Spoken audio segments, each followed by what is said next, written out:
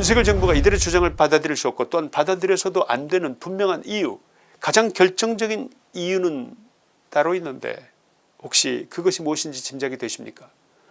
이번 파업을 주도하는 화물연대 노조의 정체가 무엇일까요? 그 정체에 해답이 있다고 보입니다. 24일에는 화물연대가 총파업을 시작했습니다.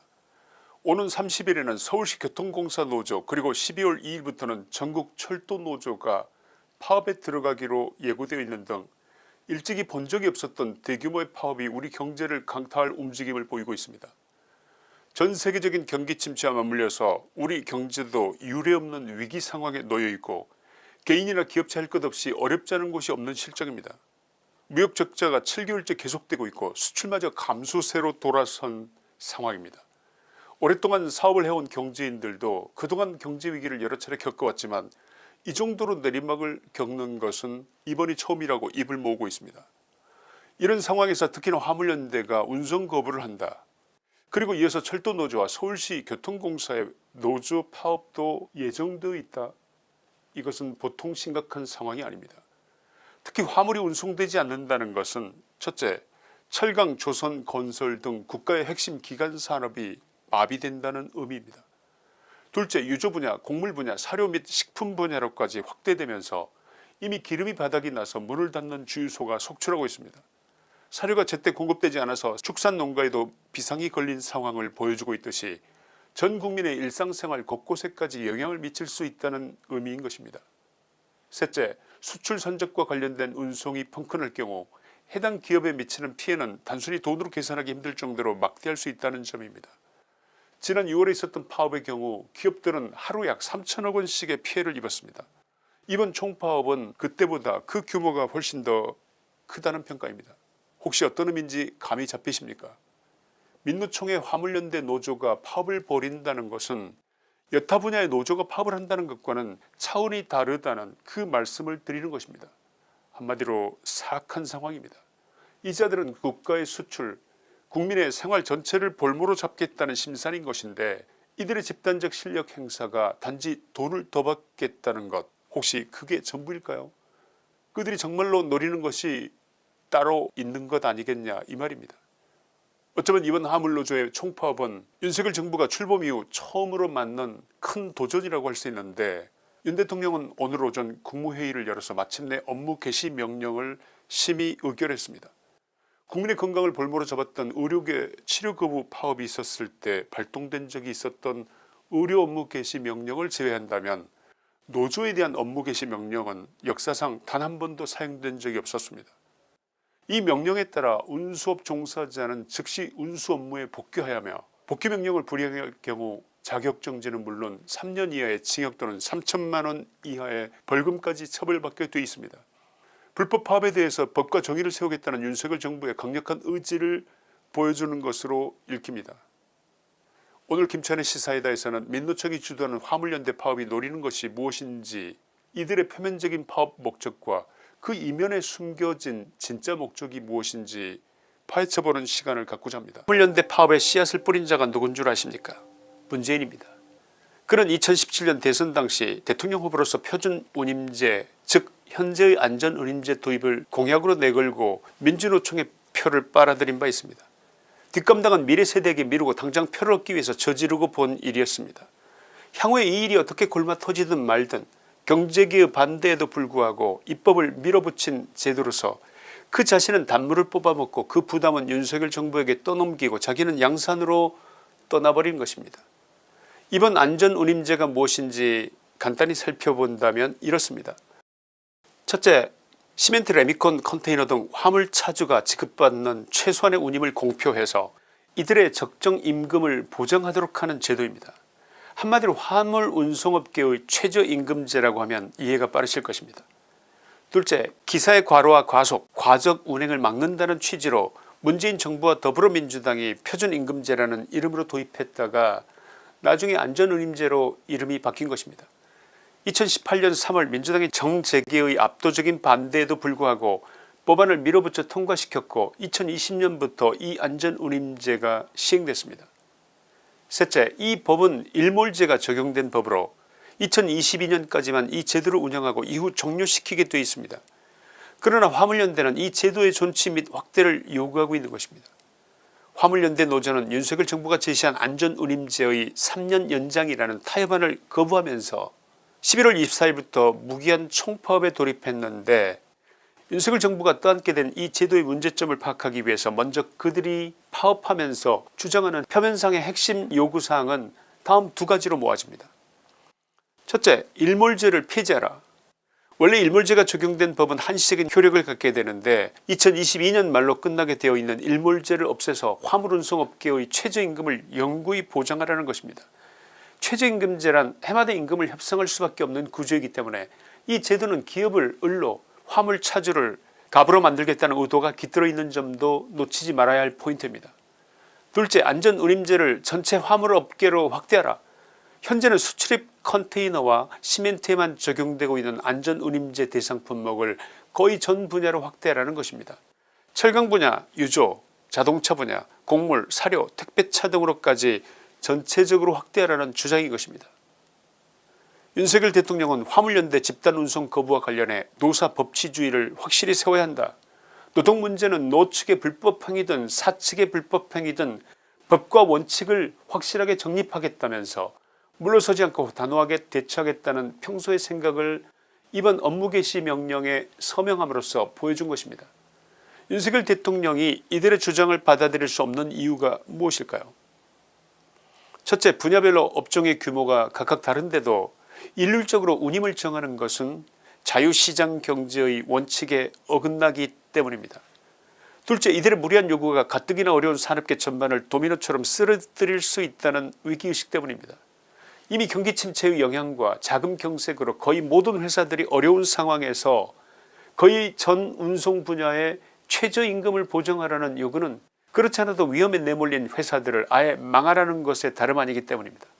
문재인 정부에서 최저임금을 급격히 올리는 소주성 정책은 수많은 중소자영업자를 몰락하게 했던 것을 우리 모두가 목격했습니다. 화물운송의 최저임금을 보장하라는 것은 곧 물류비의 급격한 인상을 가져오게 되며 이에 따라 운송을 필요로 하는 사업체들의 부실화라는 부작용이 우려되기 때문에 대통령으로서 반드시 이것만은 막아야겠다는 것입니다. 셋째, 이번 노조가 추가로 안전운임제를 보장해달라고 요구한 화물기사들은 이미 일반 운송기사들보다 훨씬 높은 수준의 소득을 누리고 있기 때문입니다. 고용노동부의 소득수준 실태조사 연구 용역 보고서에 따르면 안전운임제를 추가로 적용해달라고 요구하고 있는 자동차 화물기사와 곡물운반 화물기사의 월평균 순소득, 여기서 월평균 순소득이란 소득 총액에서 유류비 등 부대비용을 제외한 금액을 말하는데 이 순소득이 각각 평균 528만원과 525만원이었습니다.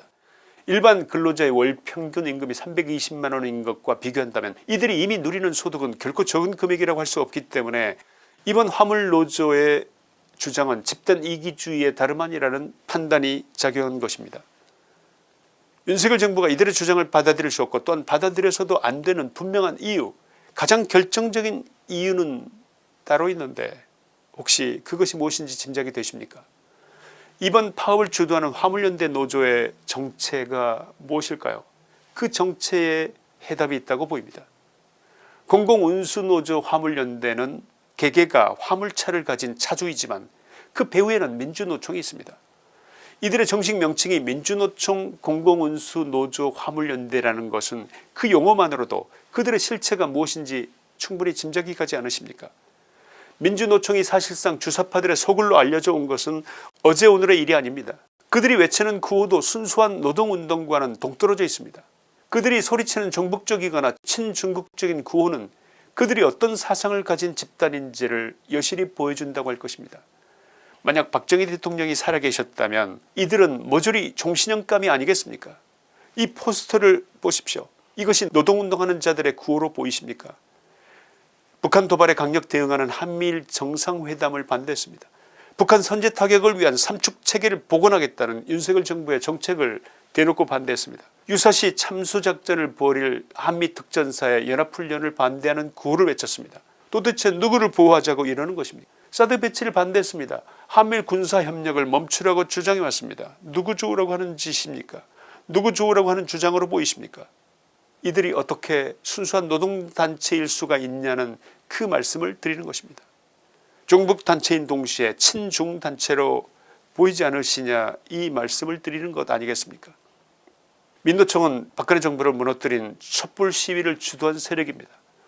이들은 무시무시한 자금력과 전국적인 조직력과 노조원들을 체계적으로 동원시킬 수 있는 인적 동원 능력을 바탕으로 대한민국의 산업을 마비시킬 수 있는 집단일 뿐만 아니라 윤석열 정부의 타도를 공공연히 외치는 집단입니다. 이번 화물연대의 파업은 우리나라 전체를 마비시키려는 준동이라 할 것입니다. 이 나라 전체에 혼란을 조성하고 나아가서 윤석열 정부를 무너뜨리겠다는 그들의 의도가 집약되어 있다, 그 말씀을 드리는 것입니다. 민주당 내 주사파 세력들과 시민운동 단체들과 민노총이 한 몸처럼 움직인다는 것은 상식 중의 상식 아니겠습니까? 지난 10월 29일 이태원 사태가 벌어지던 날 왜 10대 20대의 인파 틈에 40대의 민노총 소속 노조원 두 사람이 끼어서 죽었는지, 이태원 사태와 민노총 간에 어떤 인과관계가 있는 것인지는 아직 수사가 진행 중이지만 많은 사람들이 이에 대해서 싸한 느낌을 갖고 있는 것으로 알고 있습니다. 결론입니다. 마가렛 태처 1979년부터 11년간 영국 최초의 여성 총리로 재임했습니다. 당시 영국 경제에 닥친 인플레, 하루가 멀다고 파업과 태업에 나섰던 석탄 노동자와 철강 노동자들의 파업으로 영국은 몸살을 앓고 있었습니다. 이 상황은 20여 년 이상 지속되어 온 소위 영국병이라 불리우던 악순환 같은 것이었습니다. 마가렛 태처는 공권력을 투입해서 이들을 힘으로 진압했습니다. 불법 행위를 저지른 노조원들을 모조리 잡아 가두었습니다. 철저하게 무노동에는 무임금으로 대응했습니다. 엄청난 비난이 일었지만 눈 하나 깜짝하지 않았습니다. 영국 역사상 대처만큼 욕을 많이 먹은 총리는 전무후무했습니다. 아랑곳하지 않았습니다. 돈이 떨어진 노조원들은 하나둘 공장으로 복귀하기 시작했습니다. 노조가 장악하고 있던 부실 국영기업들을 하나하나 민영화해 나갔습니다. 이렇게 하면서 철저한 신자유주의적 경제정책으로 영국의 경제성장을 오랜 침체의 늪에서 플러스로 회복시키고 포클랜드 전쟁을 승리로 이끌었습니다. 정부의 규모를 축소시켜서 세금의 낭비를 줄였습니다. 또한 근무기간에 따른 연공서열 제도를 폐지하고 실력 성과 제도를 도입했고 무능력자 및 부패 혐의자는 무조건 해임 파면시켰습니다. 마침내 수십 년째 계속되던 고질병인 영국병이라 불리워지던 악성 노조 파업으로부터 영국을 구해낸 것입니다. 사람들은 마가렛 태처를 철의 여인이라고 불렀습니다. 안으로는 영국병을 치유하면서 밖으로는 공산주의와 사회주의를 철저하게 경멸했고 이들에 대해서는 적대적인 것 이상의 행동도 불사했기 때문에 당시 구소련이 마가렛 태처에게 치를 떨면서 그녀를 철의 여인이라고 별명을 붙여주었던 것입니다. 역사를 돌이켜보면 길이 보일 때가 있습니다. 어쩌면 마가렛 태처 총리가 걸었던 그 길은 윤석열 대통령이 걷고자 하는 그 길과 같은 것이 아닐까 생각됩니다. 사우디아라비아와 협력의 길을 열었습니다. 1970년대 중동 붐을 능가하는 대규모 사업 수주의 길을 연 것입니다. 한일 간 막혔던 외교의 길을 뚫었습니다. 북한 핵에 대해서 한미일 간 공동방어 개념의 국방청사진을 제시했습니다. 중국의 한한령을 걷어냈습니다.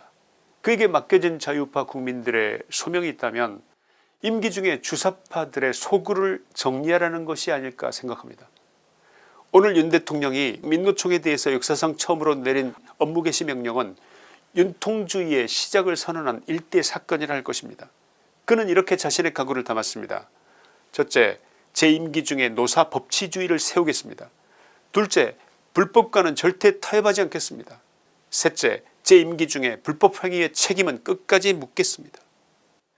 그 옛날 영국병을 치유한 철의 여인 마가렛 태처 총리의 정치 사상을 대처리즘이라 했던 것처럼 민노총이라는 한국병을 치유하겠다는 이번 윤 대통령의 선언은 자신의 통치 철학의 진수를 제시한 것으로 김철의 시사이다에서 이것을 윤통주의 또는 윤짱이즘이라고 부르면 어떨까 제안드리고 싶습니다.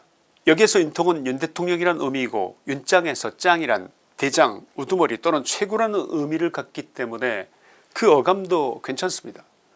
윤통주의 내지 윤짱이즘, 이것이 제대로 실천되는 것을 보고 싶습니다. 민주당이 다수 의석으로 사사건건 윤 대통령의 발목을 잡고 있는 가운데 다음 총선에서 국민의힘이 다수 의석을 차지하기까지는 아직도 험난한 길이 놓여 있다고 할 것입니다. 그래서 더욱더 여러분의 압도적인 지지가 필요한 것입니다. 지금 윤 대통령이 믿을 것은 여러분의 변함없는 지지와 헌법이 대통령에게 보장해준 법적 권한뿐입니다. 윤 대통령이 자유우파 국민들의 지지를 등에 업어야 이 땅의 불순 세력들을 제거하는 데 힘을 발휘할 수 있다는 생각입니다. 그것은 어쩌면 윤 대통령을 위한 것이기보다는 소시민적 삶을 살아가는 우리들 각자 자신을 위한 것일지도 모릅니다. 다시는 자존심을 잃고 싶지 않기 때문입니다. 다시는 문재인 같은 모자란 자에게 통치받는 치욕을 느끼고 싶지 않기 때문입니다. 크게는 자유민주주의와 법치가 지켜지는 대한민국을 보기 위한 것이면서 작게는 우리 아들 딸들이 살아갈 이 땅이 다시는 주사파들에게 짓밟히지 않는 세상, 그 쓰레기들이 청소되어 깨끗해진 세상을 만나고자 소망하기 때문입니다. 그래서 우리는 윤짱이즘이 성공하기를 바랍니다. 윤짱이즘은 윤 대통령의 꿈이자 우리의 꿈이기도 하기 때문입니다.